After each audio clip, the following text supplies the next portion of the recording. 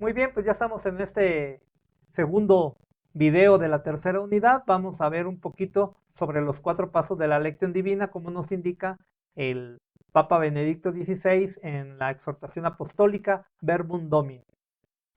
Se ha hablado de muchos métodos para acercarse a las Sagradas Escrituras con fruto y en la fe.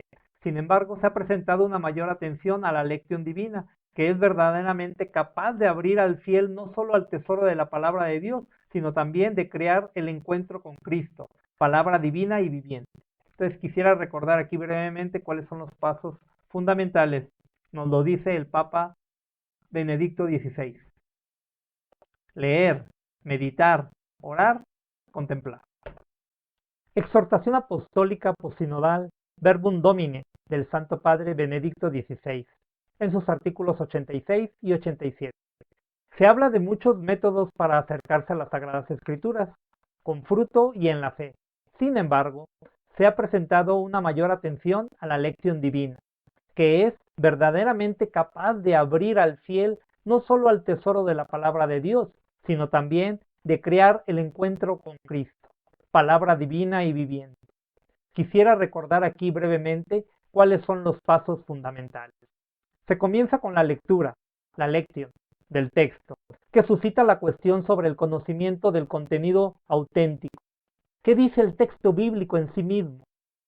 Sin este momento, se corre el riesgo de que el texto se convierta solo en un pretexto para no salir nunca de nuestros pensamientos.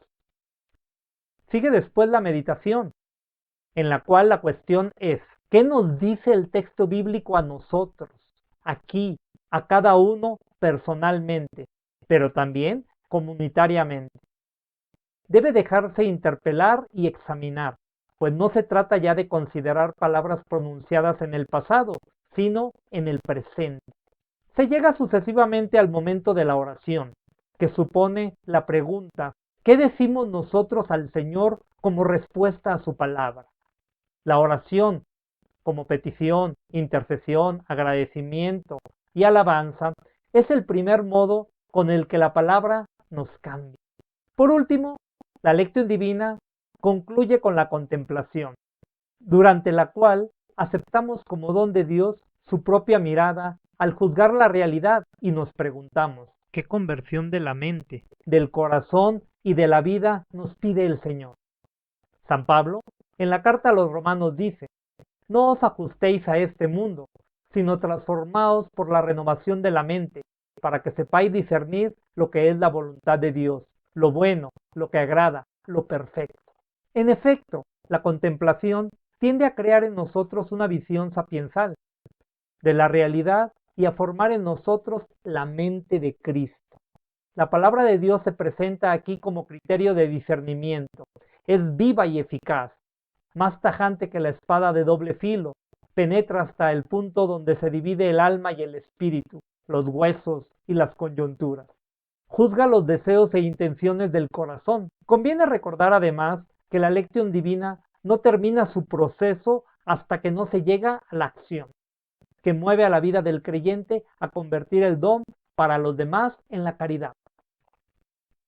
Encontramos sintetizada y resumida estas fases de manera sublime en la figura de María, la Madre de Dios, modelo para todos los fieles de acogida dócil de la divina palabra. Ella conserva todas estas cosas meditándolas en su corazón. Sabía encontrar el lazo profundo que une el gran designio de Dios en los acontecimientos, las acciones y detalles aparentemente desunidos. Orígenes, uno de los maestros en el modelo de leer la Biblia, sostiene que entender la Escritura requiere, más incluso que el estudio, la intimidad con Cristo y en la oración. Sale, continuamos en el siguiente video.